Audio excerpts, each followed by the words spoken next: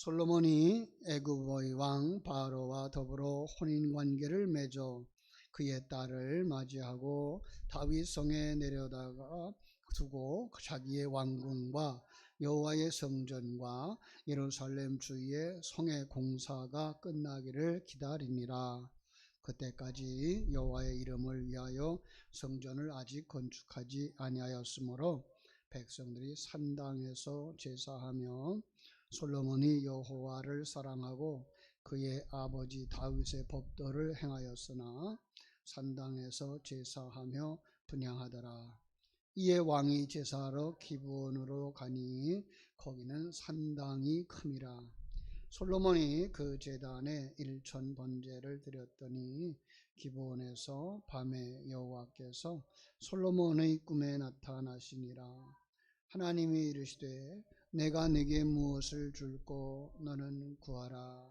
솔로몬이 이르되 주의 종 내 아버지 다윗이 성실과 공의와 정직한 마음으로 주와 함께 주 앞에서 행함으로 주께서 그에게 큰 은혜를 베푸셨고 주께서 또 그를 위하여 이 큰 은혜를 항상 주사 오늘과 같이 주의 자리에 앉은 아들을 그에게 주셨나이다. 나의 하나님 여호와여, 주께서 종으로 종의 아버지 다윗을 대신하여 왕이 되게 하셨사오나 종은 작은 아이라 출입할 줄 하고 주께서 행하신 백성 가운데 있으나 그들은 큰 백성이라 수요가 많아서 셀 수도 없고 기록할 수도 없사오니 누가 주의 이 많은 백성을 재판할 수 있사오리까? 듣는 마음을 종에게 주사 주의 백성을 재판하여 선악을 분별하게 하옵소서. 솔로몬이 이것을 구하매 그 말씀이 주의 마음에 든지라. 이에 하나님이 그에게 이르시되 내가 이것을 구하도다.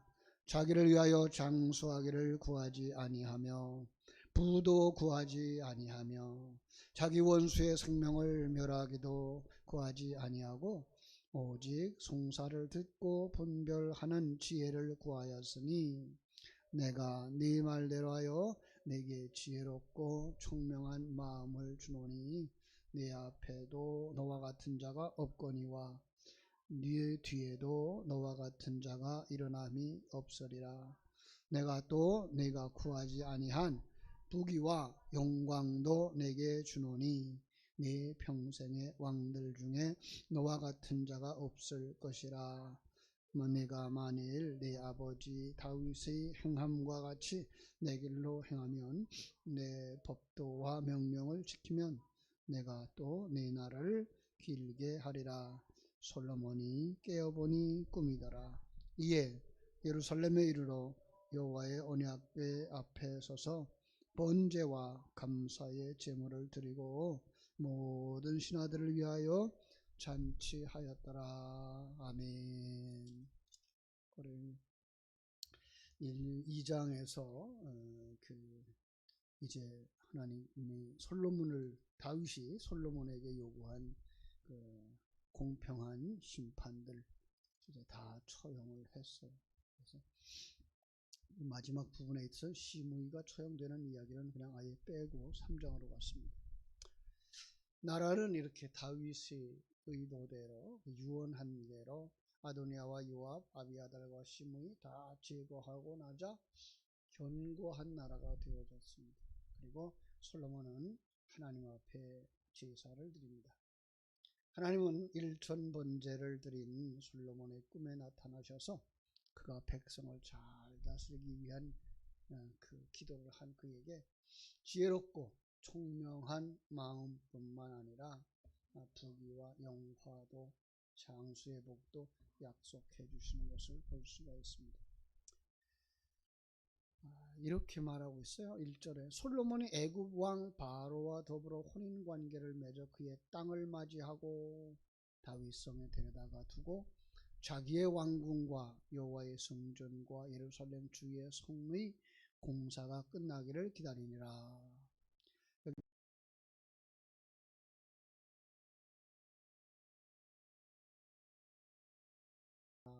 그죠? 이스라엘이라고 하는 작은 나라와 정략적인 결혼을 할 정도가 되어졌다라는 얘기죠. 그죠? 이거는요, 있을 수 없었던 일이거든요, 사실. 애굽이라고 하는 큰 나라는 다른 국가에다가 딸을 주는 경우가 아주 이례적이었던 것이죠. 그죠? 여기서 강조하고 있는 건 그건 뭐예요, 그럼? 이스라엘이 이렇게 강해진 나라, 큰 그 애굽의 강대국의 왕이 생각할 때에도 이스라엘이 정말 필요하겠구나, 애굽에도 필요하겠구나 할 만큼 나라로 아주 튼튼하고 강한 나라가 되어졌다라는 것을 강조하고 있는 이러한 부분이라고 생각할 수가 있습니다. 세상은 항상 하나님의 백성들을 공격하려고 하죠. 악한 마귀 권세는, 그죠? 세상에서 우리를 끌고 가려고 그래요. 우리가 강해지면 무너뜨리려고 덤벼들죠. 그런데 거기에 속아 넘어가면 안 되죠. 아마 어떤 면에서 솔로몬은 거기에 참 실수를 했던 것 같아요. 우리는 이 성경을 전체를 성경을 통해서 알 수 있는 건 뭐예요? 그들과 하나 되지 마라. 그들과 짝하지 마라. 그들의 그 사상 속으로 들어간다고.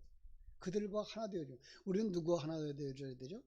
하나님과 하나 되어줘야 돼요. 그러니까 하나님의 그 영원한 생명을 바라보고 하나님의 그 영원한 계획을 바라보고 지금 내가 살고 있는 것도 그 영원한 나라를 위한 하루하루의 한 부분의 일들이 채워져 가고 만들어져 가는 것이라는 사실을 볼 수 있는 눈들이 열려져야 되는데, 거기와 짝하다가 그만 세상과 짝하는 순간 세상에서 부귀영화를 누리고 싶은 마음, 세상에서 편하고 싶은 마음, 배부르고 등 따숩고 그렇게 가고 싶은 거죠. 그러면 어떻게 돼? 게을러지고 하나님과 멀어지고 세상과 가까워지는 순간 망하게 되는 거죠. 그렇죠? 아주 이 솔로몬의 실수가 여기에서부터 있었던 것을 우리는 알 수가 있습니다. 또 하나의 실수를 우리가 볼 수가 있는데요. 그가 성전 건축을 하죠. 주전 약 966년경으로 보거든요. 7년에 걸쳐서 성전을 건축해요. 여기까지 이스라엘 왕국의 구원론의 한 단계가 저는 끝난다라고 보거든요. 사사기부터 시작해서 그죠? 타락하는 그들, 자기가 왕된 그들, 거기에 하나님께서 하나님의 사람을 세우시고, 그리고 이건 아니야 그래서 사울을 폐하시고, 그리고 이거야 라고 생각하면서 다윗을 세우셨어요. 그래서 나라가 세워지죠. 그러고 나서 솔로몬을 통해서 성전을 완성하죠.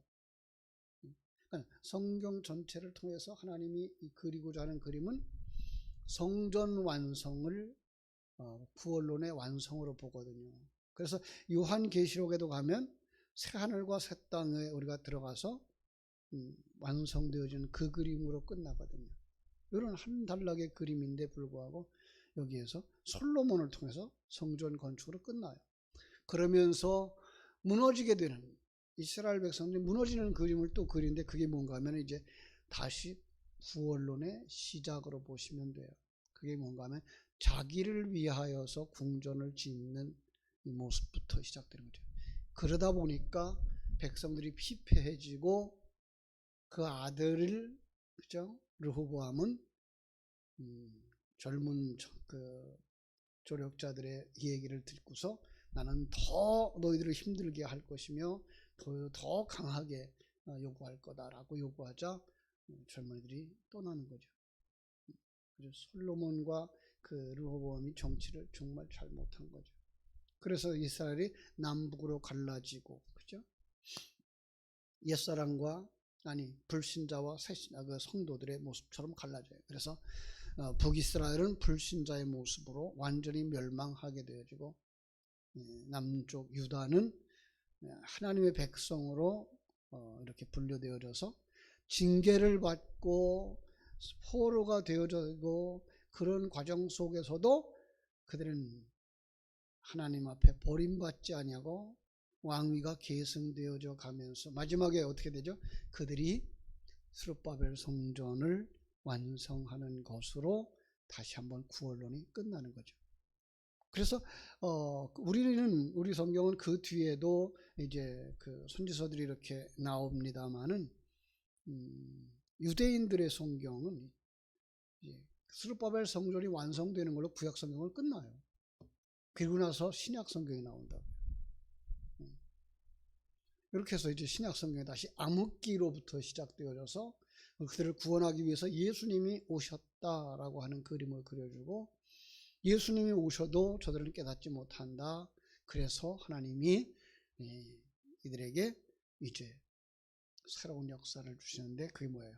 그게가 성령의 역사죠. 오순절의 성령의 역사죠.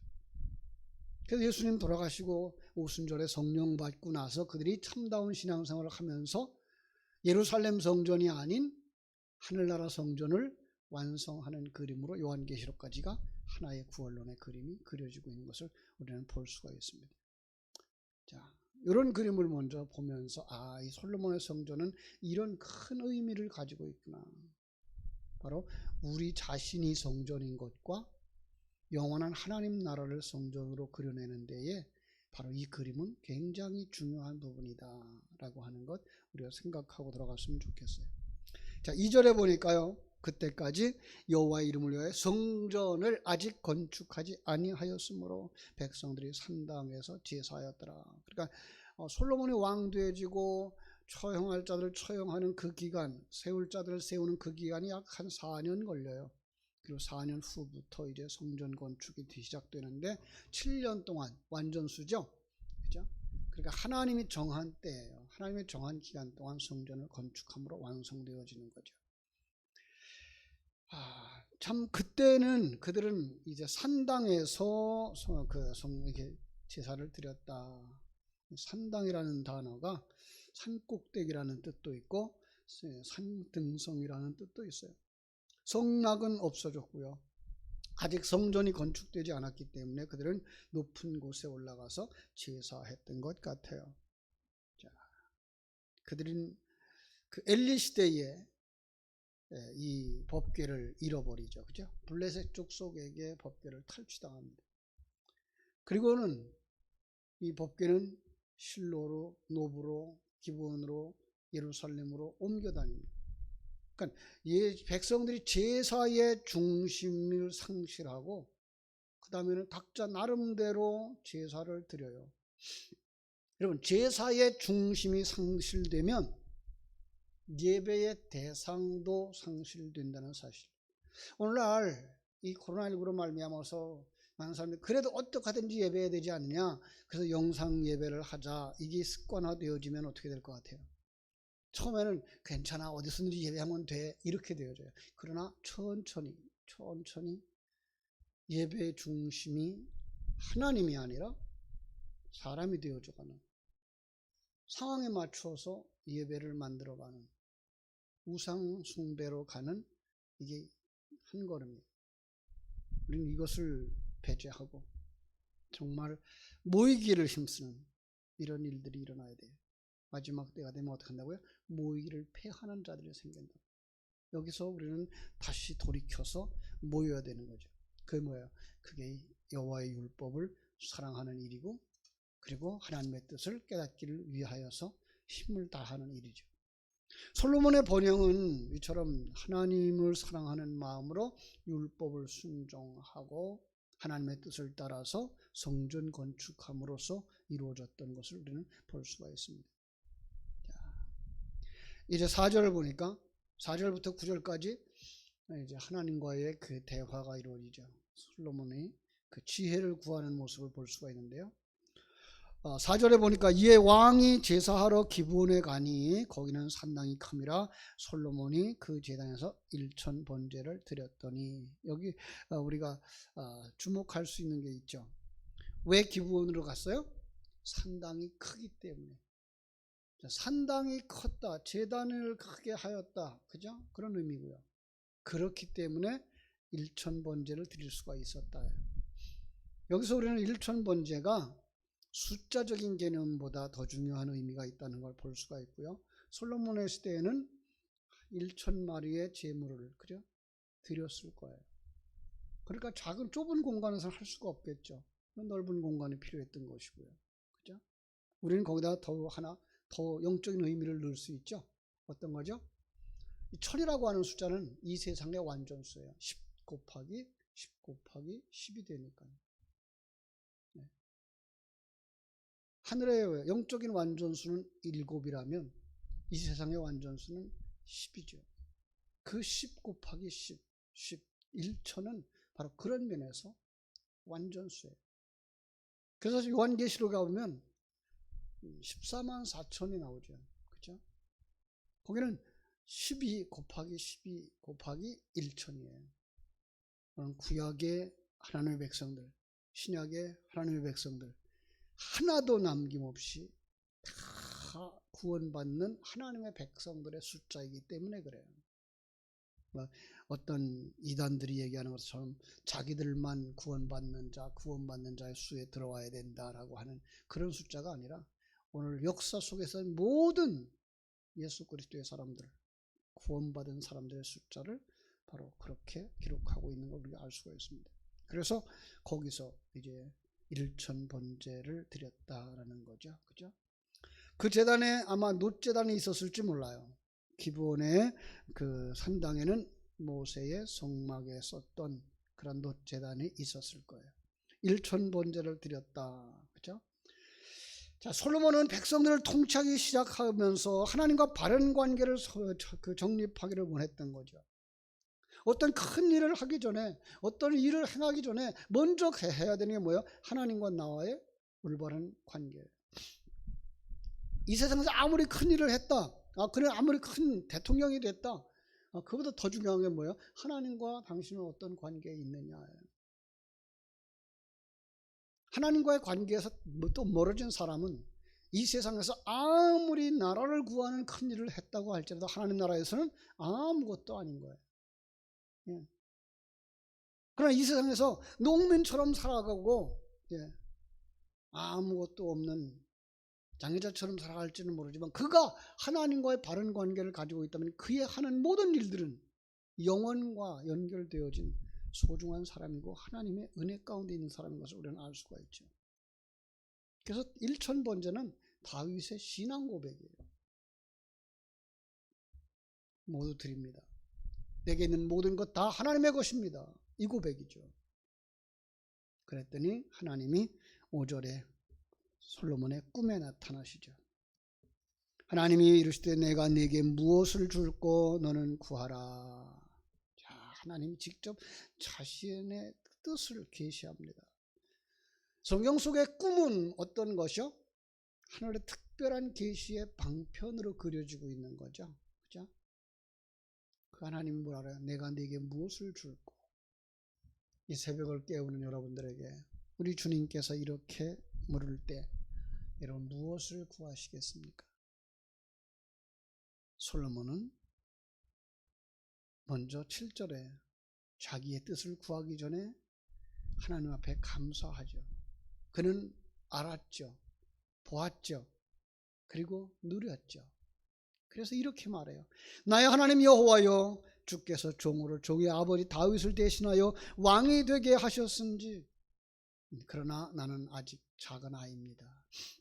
난 부족합니다. 나이 문제가 아니라는 거예요. 이거는 하나님의 앞에 서 있는 나는 작을 수밖에 없잖아요. 뿐만 아니라 하나님이 맡겨주신 이 큰 일을, 세상 일이 아니라 하나님의 일, 그 일 앞에 내가 서니까 나는 정말 작은 자라. 그죠? 이게 어린아이예요. 신약은 뭐라 그런 말이에요? 어린아이와 같지 아니하면 하나님 나라를 볼 수 없죠. 하나님 나라로 들어갈 수가 없어요. 그죠?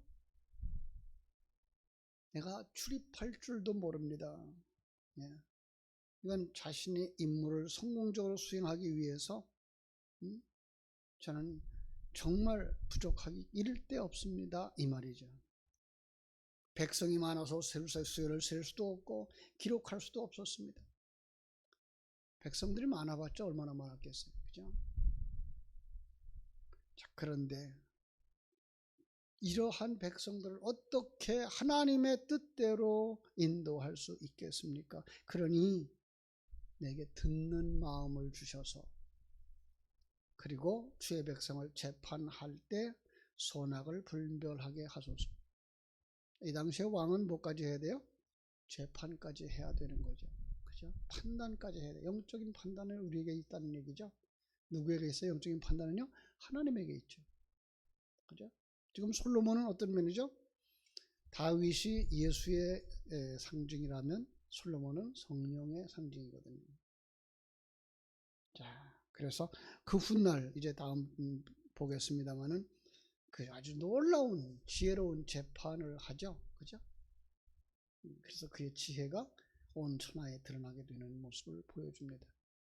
하나님이 10절부터 15절에 보니까 그래, 그 지혜를 구하는 그가 마음에 들었다. 그죠? 10절이 그렇게 말하고 있어요.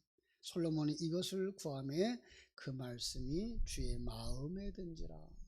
여러분, 이 새벽에 여러분의 간구하는 여러분의 기도가 하나님의 마음에 들어서 하나님 여러분이 구한 것도 허락하시고 구하지 아니한 것까지도 허락하셔서 여러분의 삶이 평안하고 여러분의 삶이 풍성하고 여러분의 삶이 충만되어지기를 주님의 이름으로 축원합니다.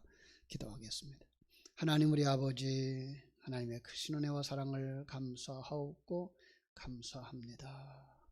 솔로몬의 이 일천번제 속에 담겨진 놀라운 은혜, 하나님이 어떻게 그 나라를 세워가는가를 보셨고 그 속에서 하나님의 사람은 어떻게 사용되어지는가를 보여주시면서 우리가 마땅히 구하여야 할 것은 무엇을 먹을까, 무엇을 마실까, 무엇을 입을까가 아니라 먼저 그의 나라와 의를 구하라고 말씀하신 그 하나님의 약속의 말씀을 다시 한번 기억하면서 이 새벽에 저희들의 기도가 하늘 보좌에 상달되어지고 하나님의 마음에 합하여 하나님을 기쁘시게 하는 기도가 되게 하시고 하나님의 응답받고 돌아가는 이 새벽 되게 하여 주시옵소서.